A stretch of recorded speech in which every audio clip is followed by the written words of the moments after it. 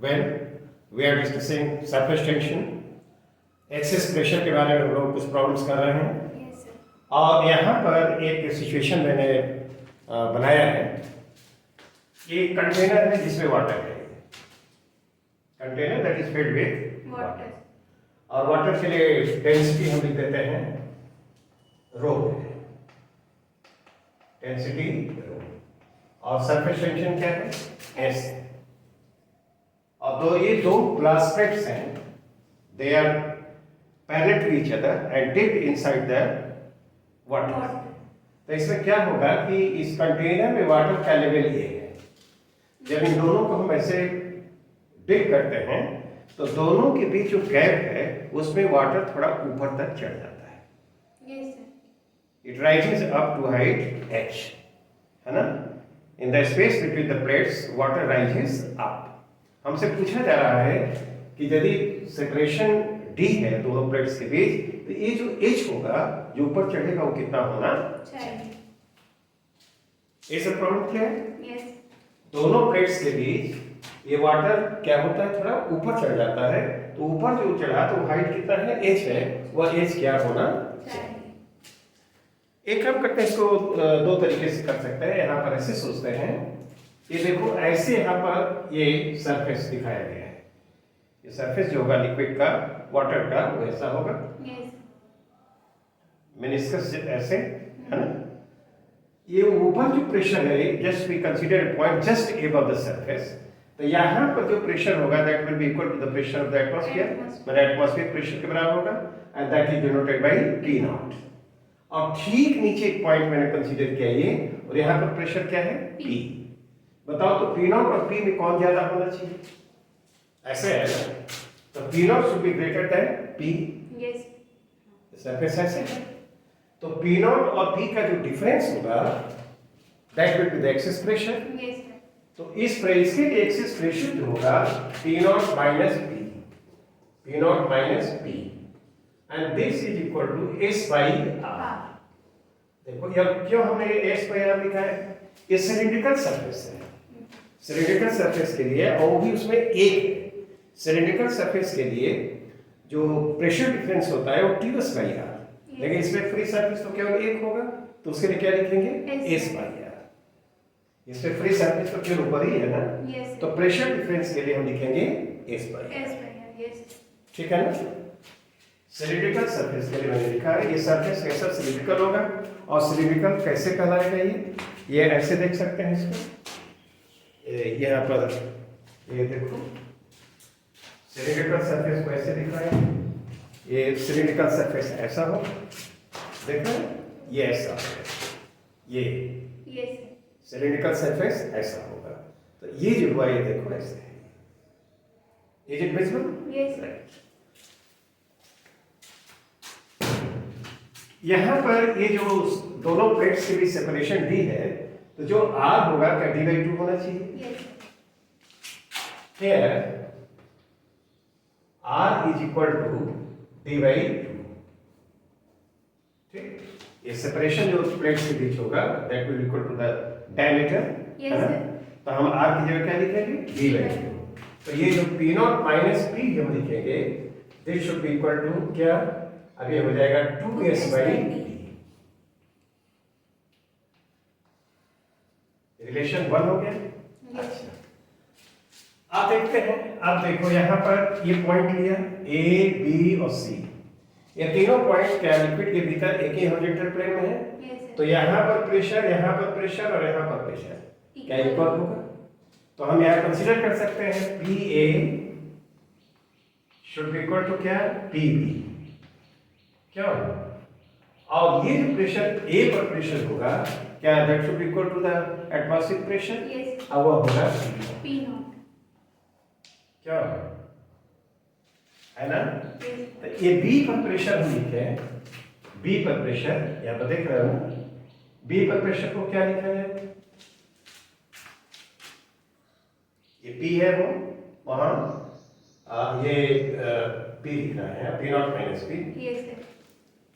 तो B पर pressure यहाँ पर लिखे हम लोग PB, तो PB यहाँ पर लिखा जाएगा PB इज इक्वल टू, बोलो तो यहाँ का प्रेशर P और प्लस क्या रो जी एच, यस सर।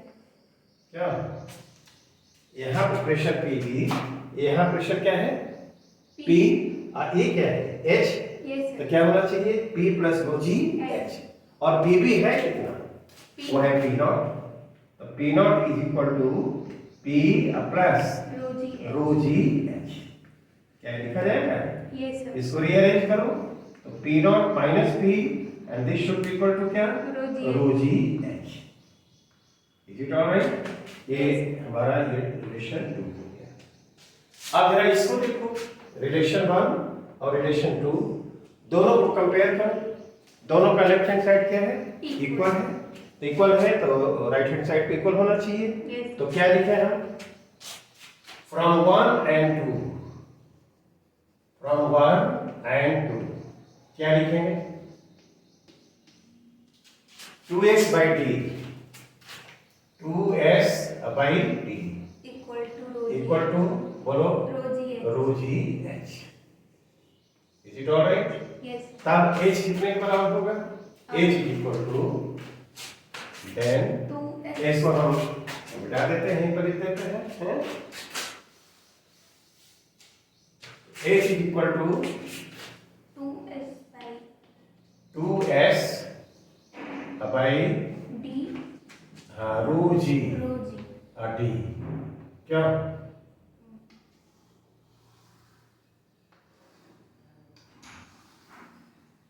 क्या ये आंसर होना चाहिए, यस h हाइट तक ऊपर चढ़ता है तो h should be equal to 2s by rho g d, here d is the separation between the glass plates and rho is the density, क्या s is the surface, is explanation clear, yes sir. अच्छा ये एक arrangement है yes sir. और U shape ये frame है, ठीक, और इस पर सेमी सर्कुलर एक वायर है which can slide freely on the arms of the frame, yes sir. इस पर स्लाइड कर सकता है, इसको सोप सॉल्यूशन में हम डुबा कर बाहर निकालें तो will have a film, liquid film, ठीक है ना, और ये क्या होगा सरफेस टेंशन के कारण ये कॉन्ट्रैक्ट करेगा, ये जाकर यहाँ पहुंच जाएगा, यस सर। लेकिन हमने क्या किया है यहाँ से एक रबर बैंड को अटैच कर दिया है, यस सर। और ये जो स्टैंड है यहाँ पर ये फिक्स्ड है, ठीक, ये रबर बैंड के लिए क्रॉस सेक्शन जो है ये है एरिया, इसका young modulus of elasticity y है और नेचुरल लेंथ क्या है l है, ठीक, and the system is in equilibrium, हमसे पूछा जा रहा है कि रबर बैंड में कितना एलोंगेशन प्रोड्यूस्ड हुआ है, we have to find the elongation produced in the rubber band, तो इस पर क्या क्या फोर्सेस लगेंगे, इसके लिए सोप सॉल्यूशन के लिए सरफेस टेंशन S है, और ये जो वायर है इस पर स्लाइड कर सकता है तो इसका शेप कैसा है सेमी सर्कुलर है और इसका रेडियस क्या है r, यस सर। ठीक, दिस इज द सिचुएशन। अब हम लोग इसको कैसे करेंगे, तो देखो तो यहाँ पर क्या सरफेस टेंशन के कारण फोर्स लगेगा, यस सर। तो आप जरा इसका इस डायग्राम को हम यहाँ पर ले आते हैं, ये सेमी सर्कुलर वायर को हमने यहाँ पर दिखलाया है, ये फिल्म है और ये सेंटर हो गया, यहाँ से देखो ये रेडियस वार है, यहाँ पर इसका एक एलिमेंट लिया वायर का, और एलिमेंट यह जो होगा क्या उसका लेंथ r d थीटा होगा, यस सर। ये एंगल थीटा है, ये d थीटा है, तो ये क्या होगा r d। R D theta. यहाँ पर सरफेस टेंशन के कारण फोर्स ऐसे लगे नॉर्मल डायरेक्शन में, है ना, Yes. नॉर्मल डायरेक्शन में, वहां पर नॉर्मल डायरेक्शन क्या होगा radial direction with the normal direction, yes sir. तो इस पर जो उस एलिमेंट पर फोर्स लग रहा है सरफेस टेंशन के कारण वह हमने डिनोट किया df से, यस तो df लिखते हैं, पहले देखें कि ये जो df फोर्स होगा उस एलिमेंट पर लगने वाला वो df क्या होगा, देखो s यूनिट लेंथ पर लगने वाला फोर्स हुआ, यस सर। और वो लेंथ कितना है R r d थीटा, तो यहाँ r d थीटा कर दिया, गुड, यस सर। और बताओ और क्या होना चाहिए, और बोलो फ्री सरफेस जो है नहीं, ये इधर जो सरफेस है वह भी एयर के कांटेक्ट में है और उसके पीछे जो सरफेस है वह भी एयर के कांटेक्ट में है, तो फ्री सरफेसेस कितने हुए 2, तो क्या यहाँ पर 2 से मल्टीप्लाई करते हैं, यस सर। ये df जो हुआ 2 टाइम्स दिस, क्या डीएफ को लिख दिया, जरा यहाँ पर ऐसे लिख देते हैं 2SR और क्या डी थीटा। अब डीएफ की डायरेक्शन को मैंने दिखलाया है, रेडियल डायरेक्शन में है। Yes. इस डीएफ के दो म्यूचुअली परपेंडिकुलर कंपोनेंट्स में क्या करते हैं, रिजॉल्व करते हैं। ये एंगल थीटा का एंगल थीटा होगा, Yes, sir. तो इधर जो हॉरिजॉन्टल कंपोनेंट होगा क्या है, डीएफ cos थीटा।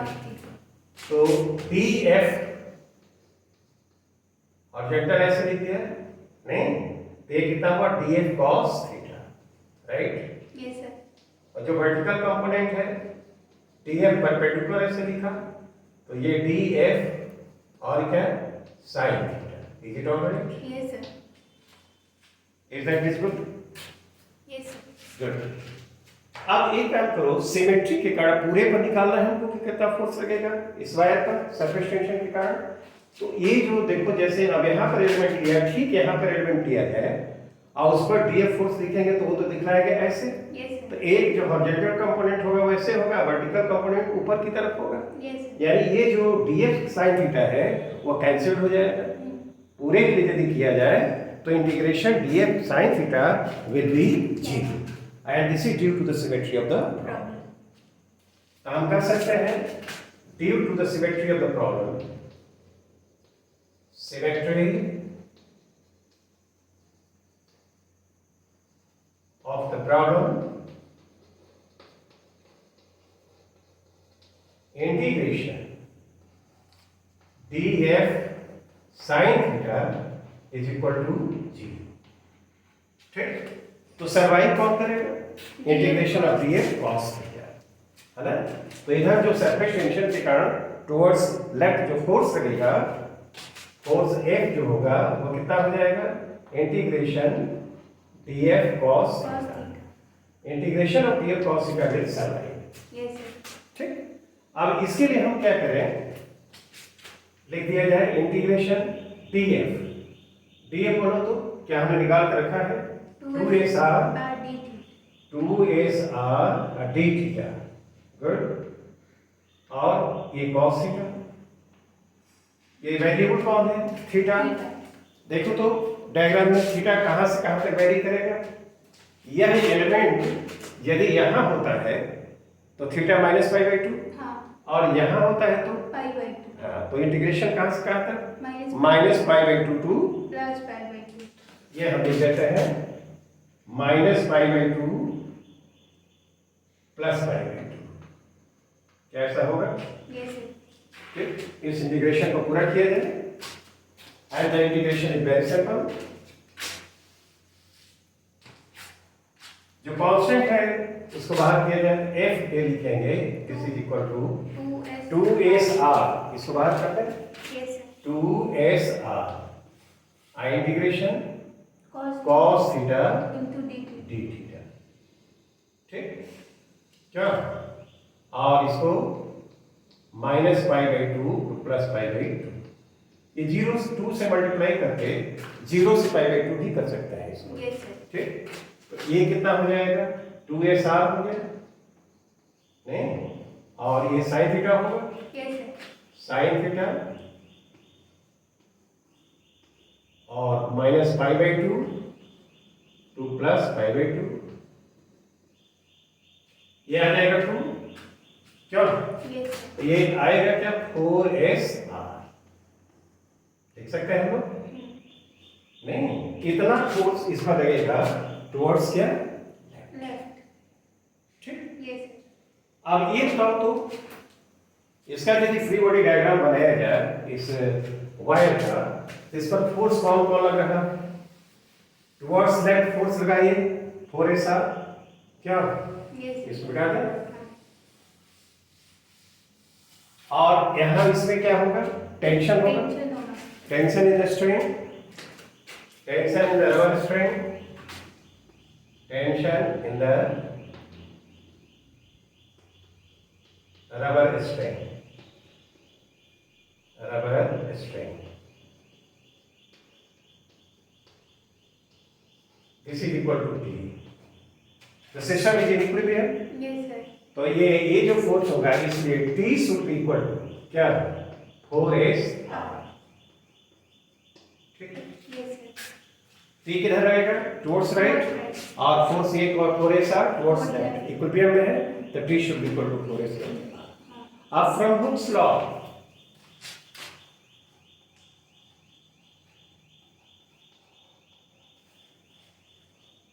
क्या लिख सकते हैं? T by T A by y delta L by A. क्या?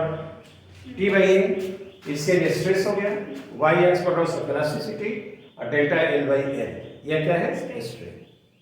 स्ट्रेन जो डेवलप करेगा, हमको क्या निकालना है? Delta L is the increase in the length of the rubber strain. Yes, sir. तो डेल्टा L चाहिए, तो delta L should be equal to, बोलो क्या होना चाहिए? T L by A y, क्या कैसा होगा?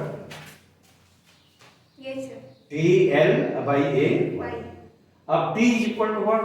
4s. 4s r, ये 4s r हो गया, 4s r L by क्या? A A by. ठीक, तो हमारा आंसर जो हुआ हमें अलग से लिख देते हैं, delta L is equal to 4s r L by A A y। by. System जब इक्विलिब्रियम में होगा, नहीं तो जो increase in the rubber string है वह इतना होना चाहिए। I think explanation is clear. Yes. Is it alright? Good.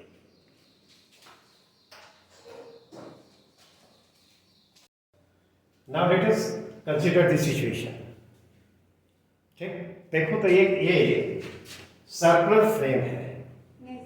और इसको हम सोप सॉल्यूशन पे डुबा दें, बाहर निकालेंगे, will get a thin film, liquid film, soap solution की फिल्म होगी, और उस फिल्म पर एक थ्रेड जिसके the ends are joint together, Yes. और उसको हमने इस पर जेंटली प्लेस कर दिया। तो जब जेंटली प्लेस करेंगे तो यह उसी शेप में रहेगा जिस शेप में ये है, हाँ. जैसे प्लेस करेंगे उसी शेप में रहेगा, क्योंकि इससे किसी भी पार्ट पर यदि विचार करोगे, कंसीडर करो, तो ये जो बाहर की जो फिल्म है, जो भीतर फिल्म है, तो इसके कारण सफिशिएंट का जितना फोर्स इधर लगेगा उतना ही फोर्स इधर लगेगा। Yes, sir. हर पार्ट पर बाहर की तरफ और भीतर की तरफ फोर्स क्या होगा? Same. इक्वल होगा। तब क्या होगा? कैंसिल कर देगा, रिजल्टेंट फोर्स जीरो होगा हर एलिमेंट पर, तो जिस शेप में रखेंगे उसी शेप में ये रहेगा। ठीक, Yes. अब क्या करो कि एक पिन लिया जाए और उससे जो फिल्म जो इसके द्वारा बाउंडेड है उसको हम लोग प्रिक कर दें। Yes, sir. यदि प्रिक कर देंगे तो the thread will take a circular shape. क्यों? कि बाहर की जो फिल्म है, ये जो बाउंडेड जो फिल्म है भीतर जो है वो दैट विल वैनिश, और ये बाहर जो फिल्म है वह कॉन्ट्रैक्ट करके मिनिमम एरिया लेना चाहेगा। तो जब मिनिमम एरिया लेगा सरफेस टेंशन के कारण, तो इसके द्वारा बाउंडेड जो एरिया होगा ये थ्रेड के द्वारा वो मैक्सिमम होगा। Yes. और किसी दिए हुए पेरीमीटर के लिए एरिया मैक्सिमम तब होता है जब उसका शेप कैसा होता है? सर्कुलर होता है। हम उससे तो ट्रायंगल भी बना सकते हैं, Yes, sir. उसका शेप तो स्क्वायर भी हो सकता है, उसका शेप तो रेक्टेंगुलर भी हो सकता है, कोई भी ज्योमेट्रिकल शेप हो सकता है, नहीं। लेकिन ये एरिया जो होना चाहिए इसको क्या होना चाहिए? मैक्सिमम, क्योंकि बाहर का एरिया मिनिमम होगा, Yes, तो इसके भीतर जो एरिया होगा वो क्या होगा? मैक्सिमम होगा। अब मैक्सिमम एरिया तभी होगा जब इसका शेप सर्कुलर होगा, तो it will assume A circular shape. Yes, sir. हमसे पूछा जा रहा है कि इस थ्रेड में टेंशन कितना होगा? बाहर की तरफ ऐसे कॉन्ट्रैक्ट कर रहा है जो फिल्म है, तो इसमें जो टेंशन होगा वो कितना होना चाहिए? चाहिए. Yes, sir. वो टेंशन जानने के लिए हम इसके एक एलिमेंट पर, थ्रेड के एक एलिमेंट पर बात करते हैं। एक एलिमेंट हमने वहां लिया है इसका, वह कितना है? पी की एलिमेंट है। जो सर्कुलर पार्ट है उसका ये बड़ा मैग्नीफाइड पिक्चर है इसका, ये सेंटर है, रेडियस ऑफ कर्वेचर ये दिखाया मैंने, आई क्या है? सेंटर। ये पी क्यू ये क्या है? वो एक एलिमेंट ले लिया। अब देखो तो इस एलिमेंट पर ये tension through out the string same है। Yes, तो sir. यहाँ पर टेंशन ऐसे हमने दिखलाया है, टेंशन ये ऐसे दिखलाया, ठीक? ये टेंशन है स्ट्रिंग, और यहाँ से ऐसे मिलाया है यहाँ पर, इसको दो म्यूचुअली परपेंडिकुलर कंपोनेंट्स में रिजॉल्व किया है।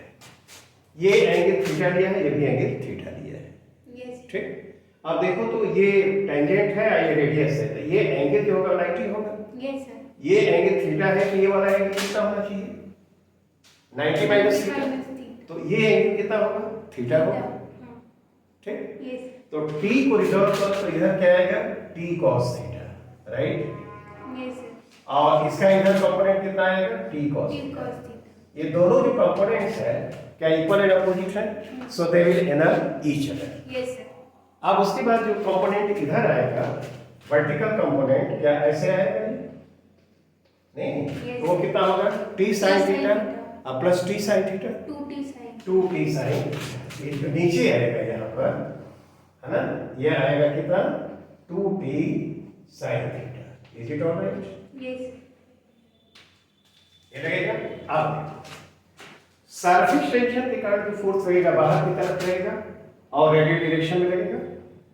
रेडियल डायरेक्शन में यही रेडियल डायरेक्शन है, सरफेस टेंशन। यस। तो सरफेस टेंशन तो ये एलिमेंट जो पी क्यू होगा उसका लेंथ कितना होगा? रेडियस आर है, एंगल ये एंगल छोटा ही है 2 थीटा, तो r 2 थीटा होगा। Yes sir. P Q, length of P Q of the element PQ, length of the element PQ, ये कितना होना चाहिए? R ये 2 थीटा, क्या? नहीं? Yes sir. ये पूरा एंगल 2 थीटा होगा, रेडियस R है। अच्छा, force on PQ due to surface tension, surface tension के कारण जो फोर्स लगेगा वो कितना हो जाएगा? This is equal to unit length पर जो फोर्स लगेगा क्या होगा? s, सरफेस टेंशन s है इस सॉल्यूशन के लिए, और वो लेंथ कितना है? r2 theta. हाँ, तो s r2 थीटा। क्या? अब एक बात यहां देखना है जो कहीं कहीं दिया हुआ है, जब ये इसको हमने इस पर प्लेस किया था तो ये जो स्ट्रिंग था ठीक ऊपर था, ऐसे यस सर। ऊपर था ये। जब इसको प्रिक कर दोगे तो देखो ये इस तरह का शेप जब देगा तो फिल्म के ठीक वो ऐसे बडल में हो जाएगा और फिर इधर की होगी या फिर इधर की होगी। तुम कंसीडर करो कुछ तो इसका कुछ तो डायमीटर होगा ना, हाँ, yes, है? तो जो फिल्म होगी ऐसे इस साइड पे भी होगी, इस साइड पे होगी, तो फ्री सरफेस तो 2 हो जाएगा। तो फोर्स तो इधर से भी लगेगा और इधर से भी लगेगा, यस सर। दोनों तरफ से। क्या? तो यहाँ पर ये जो फोर्स हुआ a sin 2 थीटा इस एलिमेंट पर जो लगा p के ऊपर, तो ये तो एक तरफ हुआ, यस सर। तो दोनों तरफ जब देंगे तो क्या यहाँ 2 से मल्टीप्लाई करना होगा? Yes sir. 2 से मल्टीप्लाई करना चाहिए। क्या?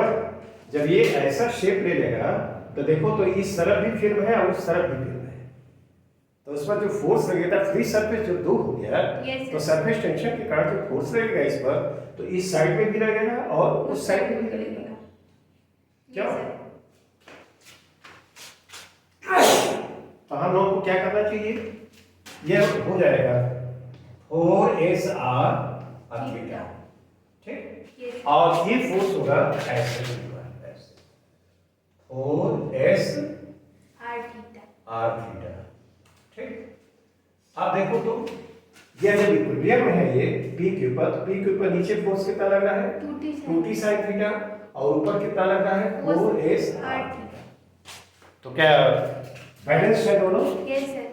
इसलिए हम लिख सकते हैं 4SR theta should be equal to कितना? 2t sin theta. Is it all right?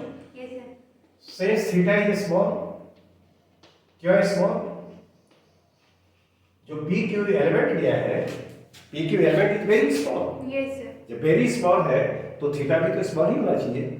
तो जब ये स्मॉल है तो sin थीटा की जगह क्या लिख सकते हैं? थीटा।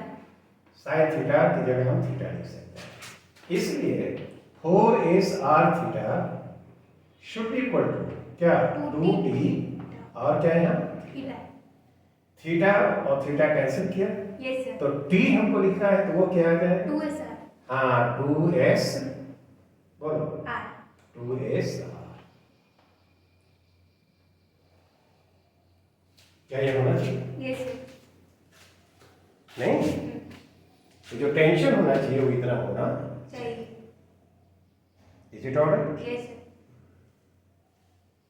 ये डायग्राम क्लियर है और पूरा हमने डायग्राम यहाँ से वो भी बता दिया, प्रिक करने के बाद शेप कैसा होगा और टेंशन का कैलकुलेशन हम कैसे करेंगे। Yes. और यहाँ पर मैंने कंसीडर किया है कि जो फिल्म का जो फ्री सरफेस होगा वो होना चाहिए, तो फोर्स टेंशन सरफेस टेंशन के कारण इधर भी होगा और इधर.